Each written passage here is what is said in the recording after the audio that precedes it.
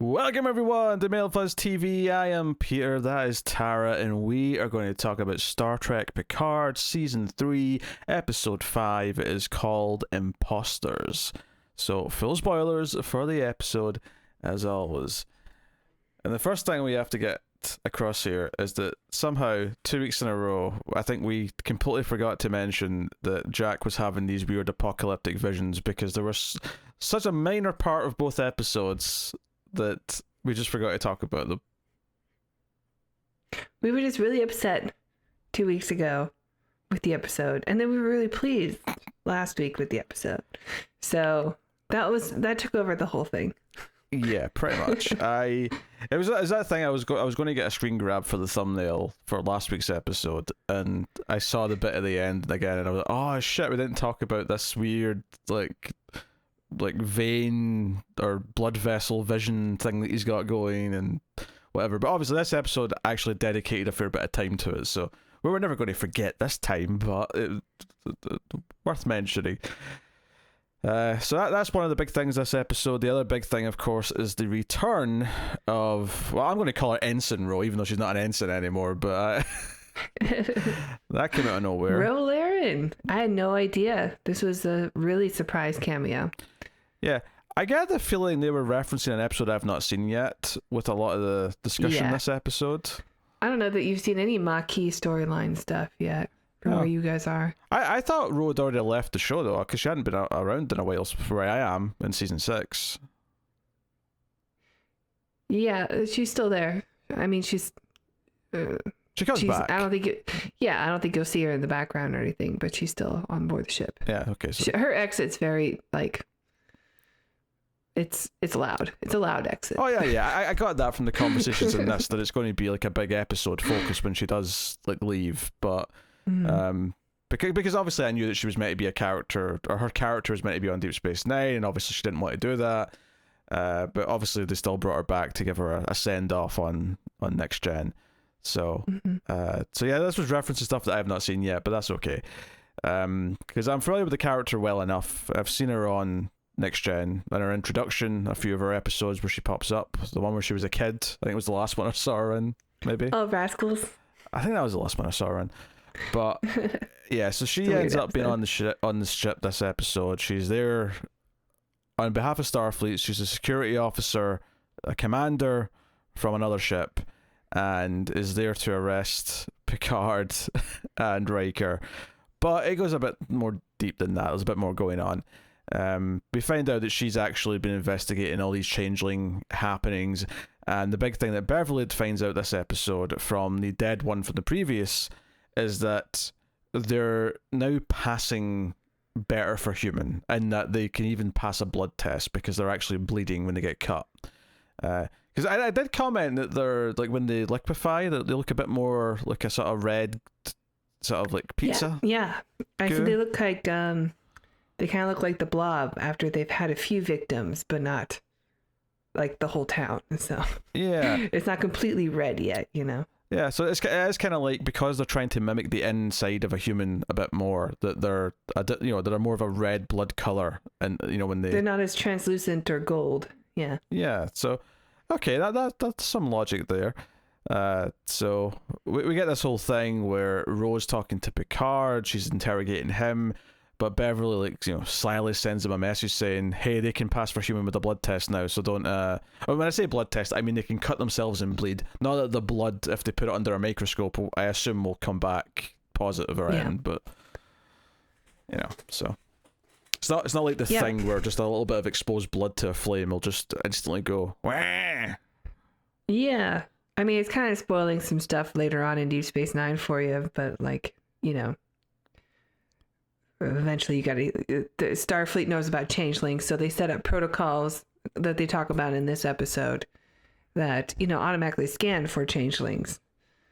Yeah, and this episode largely just sort of explains how they're getting around that now. I don't have to know any more than that. That's fine, we can leave it there.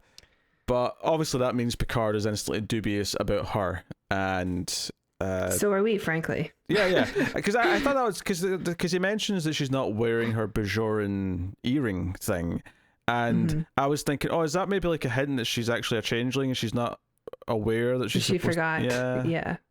Maybe that's a clue. I did like, though, that it revealed that, or they both kind of convinced each other, because basically when they finally sort of open up all their like baggage and started talking about how like they're kind of mad at each other, and Picard felt betrayed by her because she left and joined this group and whatever, I kind of appreciated it was like, wait, we both feel clearly hurt over this, therefore we must both be... We must be real. Yeah, we must both be the real people. I really like that too. It felt very true to Ro Laren, because I also was like, there's no way they would let her back in Starfleet.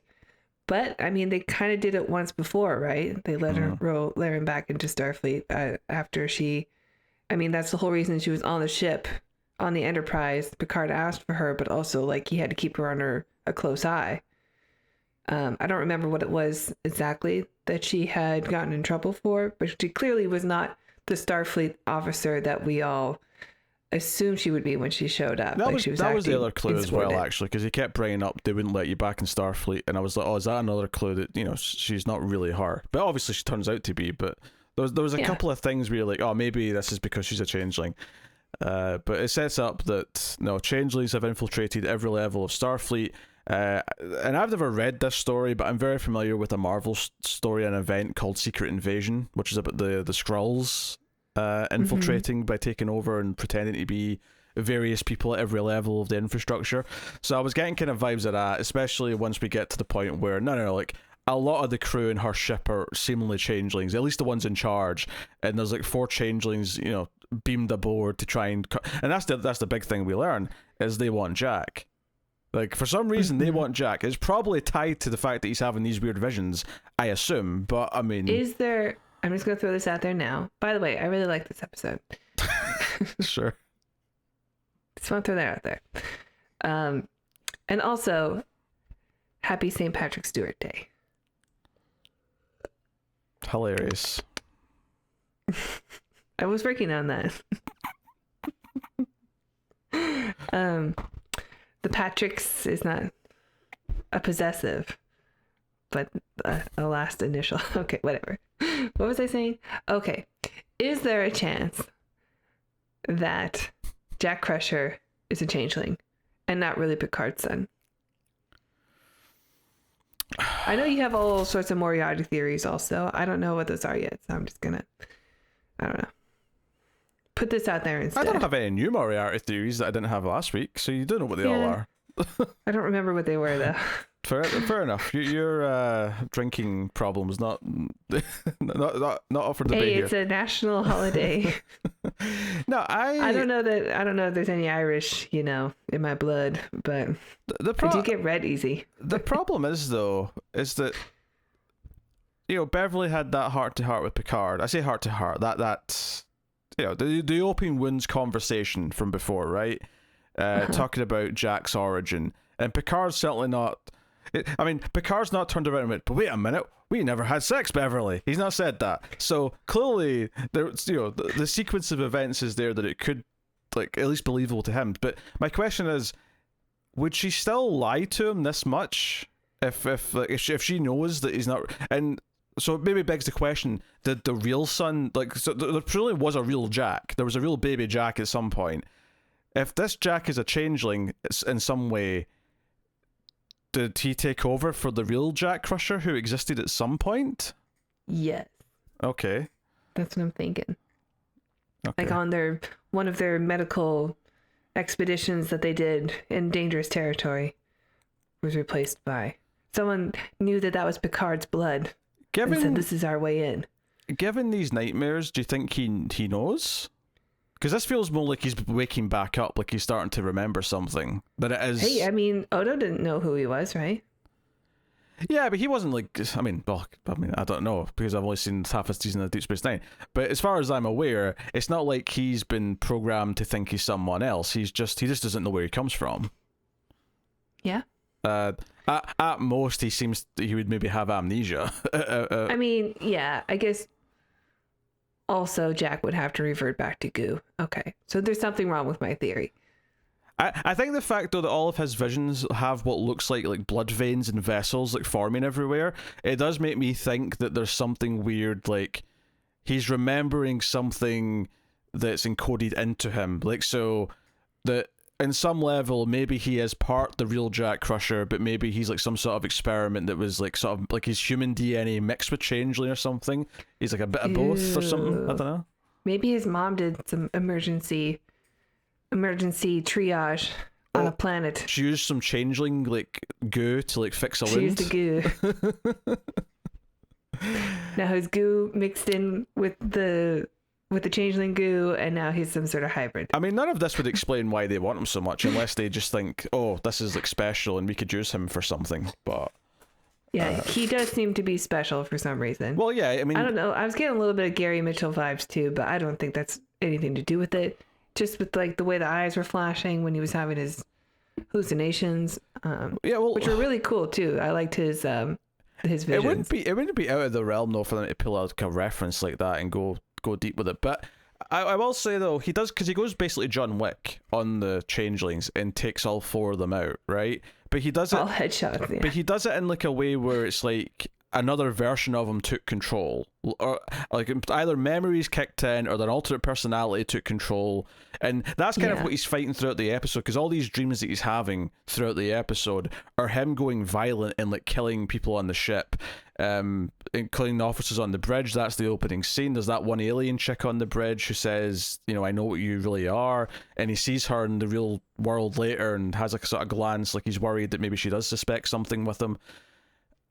You know, like there's all these things. So clearly, whoever he was before, or whoever he's been merged with, or whatever's going on here, it is someone who is highly skilled, highly capable, and is, you know, not going to hesitate to kill people. That you know, so it feels like he's activated like a sleeper agent or something. Yeah, that's almost what it felt like. But it was like a self-defense mechanism in this case, which does at least make me think that he's not working on behalf of the changelings. And that's maybe why they want him back, because he's kind of rogue or something. Because they seem to want to arrest him and take him, right? It's not like he's a sleeper agent for them who they're hoping is going to, I don't know. So he hears a voice, and the voice sounds like Amanda Plummer to me. It does sound like a woman, yeah. There's definitely a woman's voice that's talking to him. Sometimes it sounds like his mom, but it really does sound... When I think about it, I think it's Amanda Plummer's voice that we're hearing.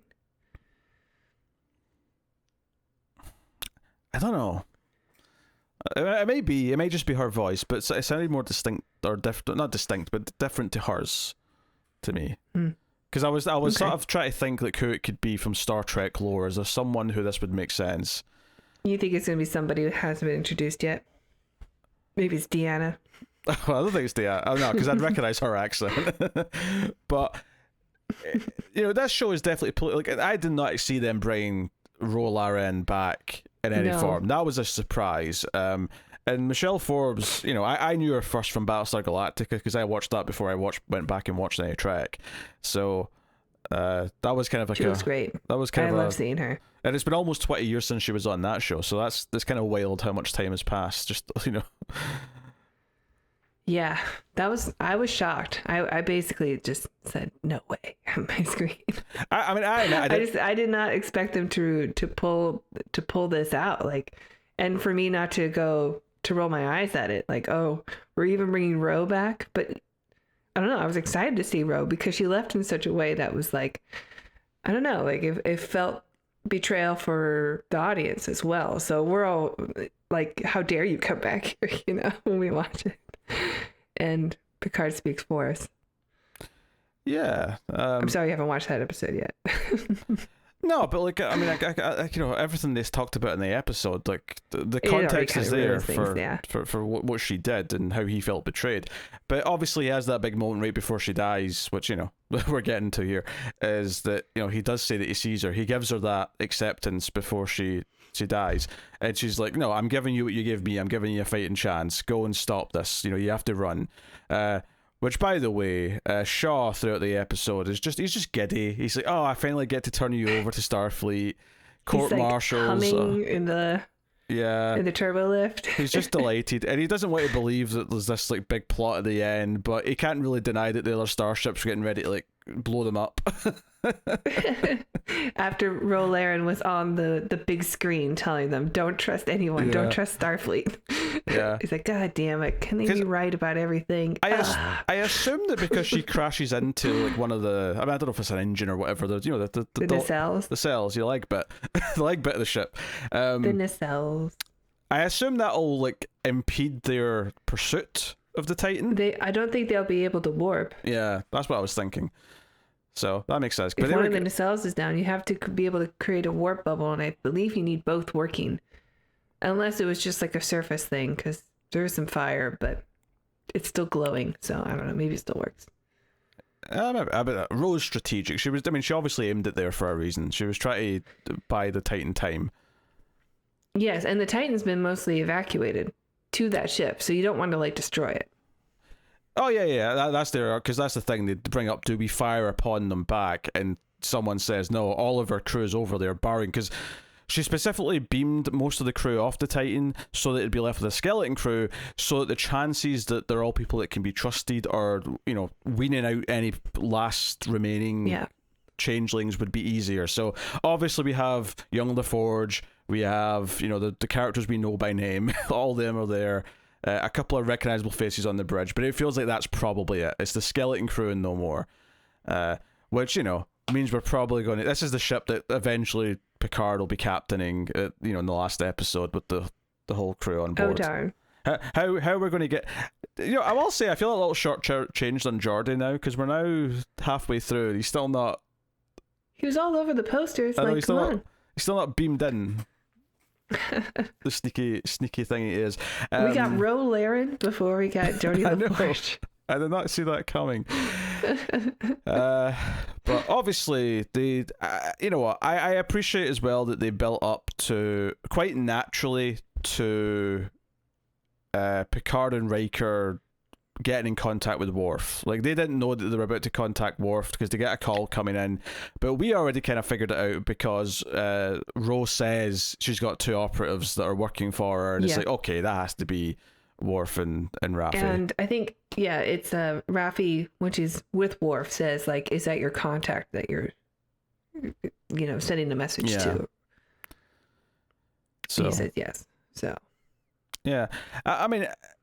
So I haven't really said if I like this episode or not. I did, for the most part. I don't know if it was quite as strong as last week's, but I did like the stuff with Ro. I thought it felt quite natural with Picard. I think the story with Jack's actually getting kind of intriguing. I will say that the Rafi and Worf stuff, I did enjoy parts of it, although it was still the weakest part of the episode. And part of that is the dodgy mob boss, Vulcan, I thought was a bit lame. I don't know. I actually kind of like the idea, because the whole time I'm like, is he Vulcan? Is he Vulcan? But like a Vulcan mob boss who uses logic to justify why he's doing crime, I think that's kind of cool. That's not actually a bad idea. I don't have a problem with that. I just don't think the actor's that good, and I think he came off a bit. This is Kirk Acevedo, who is in things that I like. He's in Fringe, but notably he's not in much after season 1. He's in Dawn of the Planet of the Apes, which is an excellent movie, but he plays an asshole in that. He's actually quite good at playing an asshole. Here, I don't know. I feel like he was overdoing it a little bit, and like this was all just to give Rafi and Worf some stuff to do, really, until it was time to link them up with the other characters. I liked him more than Sneed, more than the Ferengi. Oh sure, I was more excited to see a Ferengi, though, even though obviously those episodes were by far much worse. But I was more excited to see a Ferengi just because I feel like there's been no Ferengi presence in the show. Ferengi mod boss is like, okay, I haven't seen that before, but I guess this makes sense to me. I'm still making money. A Vulcan mob boss, you had to convince me. And I thought he did a good job, actually. He convinced me. I liked his voice. I didn't think he was a bad actor. I was looking for emotions. I didn't see it. So I thought he did a pretty good job, actually. I don't know, he seemed pretty upset when he smelled the Klingon blood. When Worf was pretending to be dead and he's like, Klingon blood, he didn't say infuriate, but he said something. But it felt like emotion to me. It felt like he was upset he was smelling Klingon blood. Yeah, Vulcans also just detest the smell of humans. Just not even their blood, just them in general. Hey, I just watched an episode of Next Gen that told me that all humanoid aliens come from the same source, so he could get over his prejudice. Okay? The Vulcans we get in Enterprise, a lot of people don't like them because they actually do seem to come off as annoyed all the time, which can be, not them repressing emotions, but I don't say they really get emotional. There are a couple moments where things bleed in because of story, because it's very heavy on the Vulcans in that series. But yeah, I don't think this guy was any worse than any Vulcan that we had seen like in that series or even in Discovery when we had the Vulcans who were like terrorists in that too. So I don't know. I thought he was kind of a neat addition. Oh, they were ever going to see him again. Like, whoa, a Vulcan mob boss. How does this work? Where's the logic? And then he explains it logically. I'm like, okay, cool. I'm into it. I'm on the up here. I was very pleased with last week's episode. So going into this episode, I was still riding that high, that wave. I mean, I still like this episode overall. I just still thought Rafi and Worf's plot still just feels like here's something for them to do, rather than it be feeling like it's super interesting or exciting on its own. I don't know. It didn't bother me at all. I thought Worf felt very much like himself, like classic Worf. Like I can see him in this role, and I thought he and Rafi have a good rapport with each other. I wasn't feeling it, but that's fine. The rest of the episode was solid though. Like I don't really have anything major that I want to complain about with the rest of the stuff. They throw in some little moments here or there, like LaForge like vomiting at the sight of her like changeling self. Just the little moments of humor. Seeing herself dead also. Yeah, I don't think that'd make me vomit, to be honest, but I don't think it would make me vomit either, but maybe. I mean, if I didn't know changelings existed and I saw my dead body, yeah, I probably would be pretty freaked out. Oh, but that's not fair. Maybe to the point. That's not fair though, because that's a completely different context. Like she knows what a changeling is. She understands what's going on here. Yeah, I mean, I assume it was because just the idea of seeing yourself dead is probably, yeah. I don't know. People would react strongly to that, I'm sure. I assumed the dead changeling just smelled really bad, and that's what was making her vomit. I don't know what they smell like, but they're silicone based, so maybe. Maybe there's a scent. Sometimes when you buy a new product that's made with silicone, there is a smell. Takes a little while before it goes away. Yeah, it's good. Who knows how they've evolved with this like pizza goo looking substance that they've got going now. Yeah. Gosh, there's still so many characters that have to come in, and I don't know how they play in. There's not that many, is Moriarty there? And Yor. Moriarty and Lore. Red Brow's going to show up as Yor. Oh, I hope. That would be amazing. That'd be the greatest crossover ever. He is from the future. That would very much surprise me. There's a planet Yor out there. It's just him, right? Because he's killed all the other civilizations. Shock me to my core if Yor shows up. I'm not surprised we've not seen Moriarty yet. He's the big reveal when we get to like proper villain stuff, I imagine. Either that's assuming that any of my theories about how Moriarty ties in is correct. Alternatively, it could be more of like a Silence of the Lambs Hannibal Lecter thing where they want to go talk to Moriarty for advice for some reason. That's what I brought up last week. Yeah. So, like, if it's that, then fair enough. But in that same case, that'll just be one episode. So it's not surprising we've not seen him yet. It is a little surprising that there's no Geordi yet. And Lore feels like, yeah. But I mean, we're probably getting to them soon, I imagine. We're halfway through, right? Yeah. It's only 10 episodes. Or is it only 8? It's either 8 or 10. Oh, I bet Wesley Crusher shows up. Also. Oh, it's 10. I said that. As soon as they announced the cast for this, I'm like, Wesley's somehow shown up as well. There's no way he's not. Well, I mean, I said let's make him the villain, except he showed up in the last season as like a nice guy. But that was in the past, so. Yeah, but isn't he like outside of time and space because he's like a watcher? Maybe he's the one that's manipulating all this so that he could torture his brother that his mother clearly loves more. Jack, you're the son that I always wished I had. Exactly.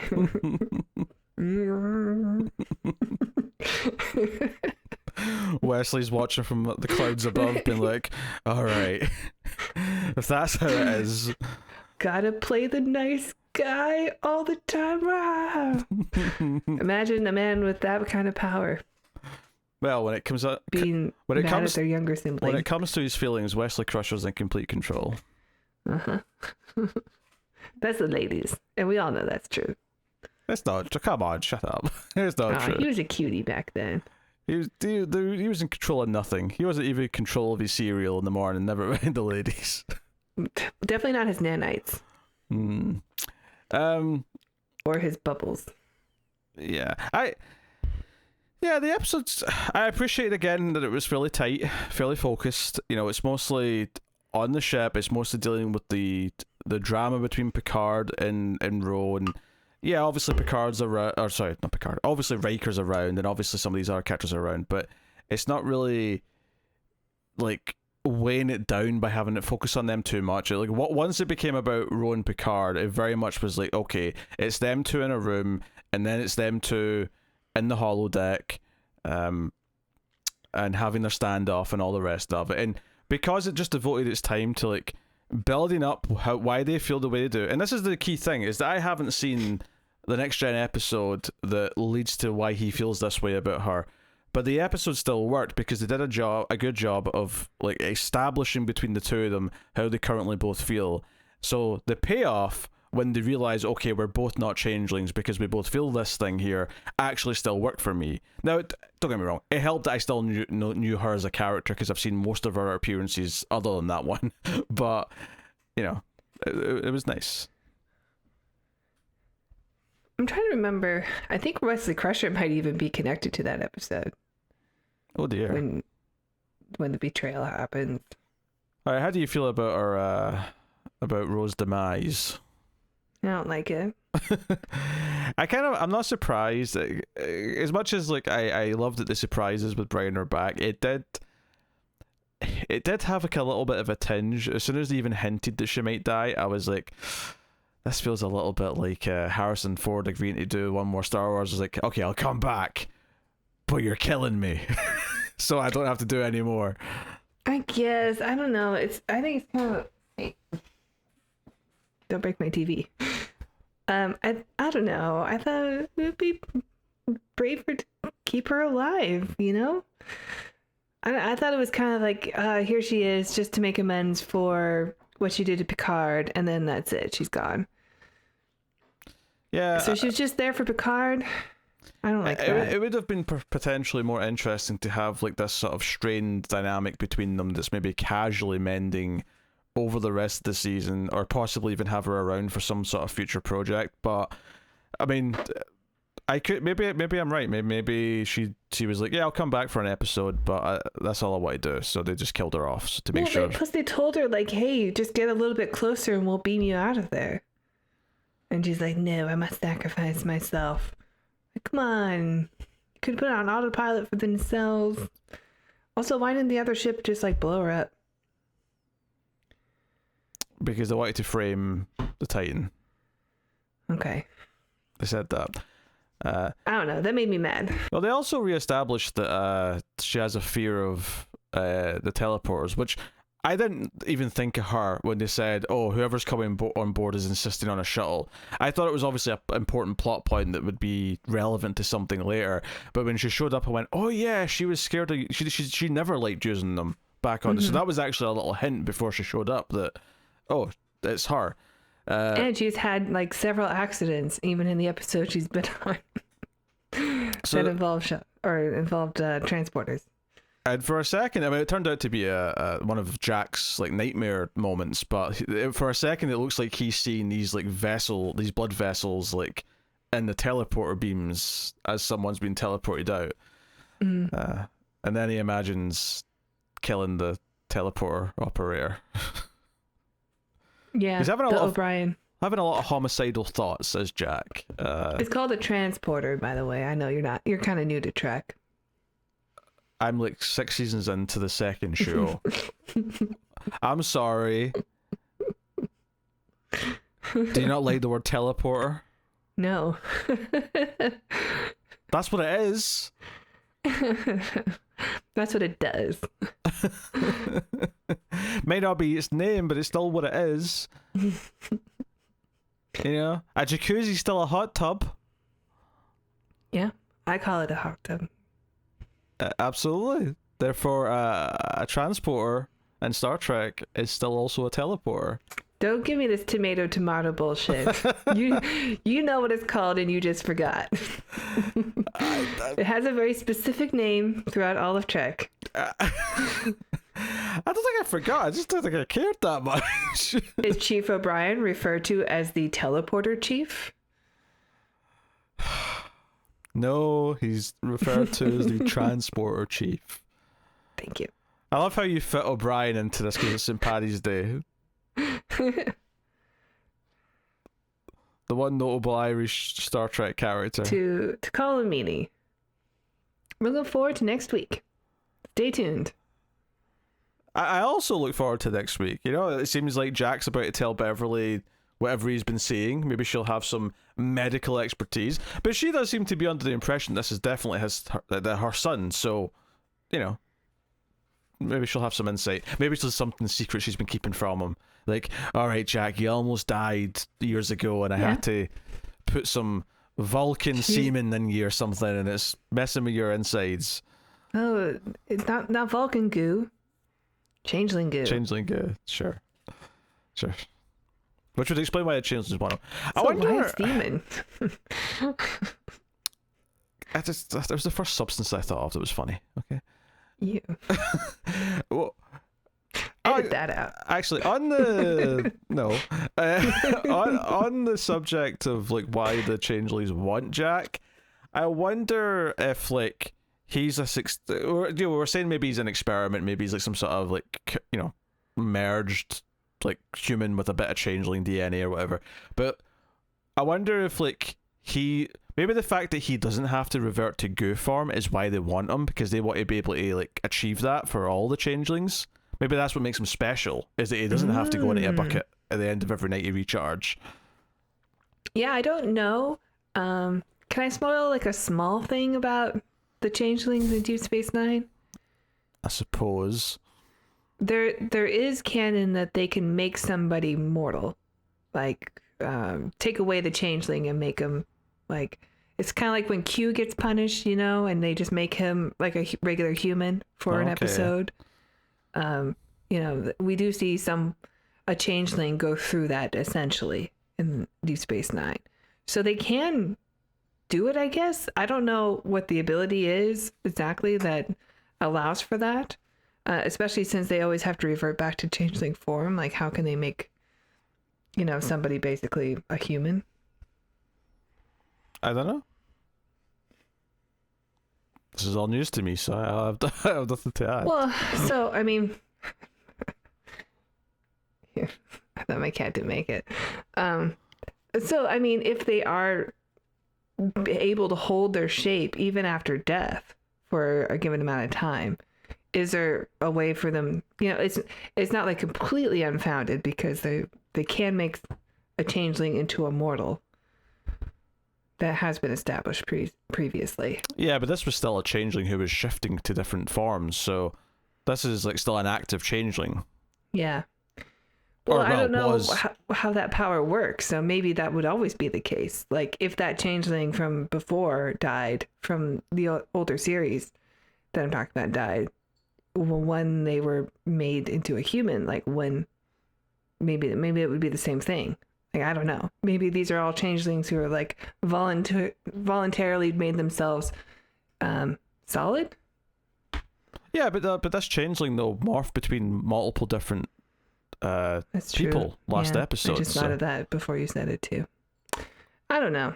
Well, that's what I meant. This is still this was still an active changeling at the time of death. This isn't someone who's stopped being a changeling. I wonder if they've like merged with whatever this red thing is, this red veiny thing that's like spreading out like a virus. I wonder if that's something that's like merged with the changelings and is able, a cult leader has taken them over. Well, I don't know about cult leader, but that's why I was connecting it with Jack initially, was because there's a lot of talk in this episode about their blood, and what he's seen in his visions looks very much like blood veins and vessels and stuff like that. So yeah, it looks pretty cool. It looks very horrific. So that was just a natural thing, that whatever it is, it's something to do with him, and or whatever it is, it's something to do with blood, and that's what connects both of them. So that's what was kind of linking them in my head. Because he's got Picard blood in him. Because of legacy and all that crap. Why would Picard's blood be special, though, from 20 years ago? Just on theme with the show, if it's about blood. It's about bloodlines. You know, kind of like Tremors bloodlines with Jamie Kennedy in it. Okay, we are done. If that's a comparison you're making, we are done.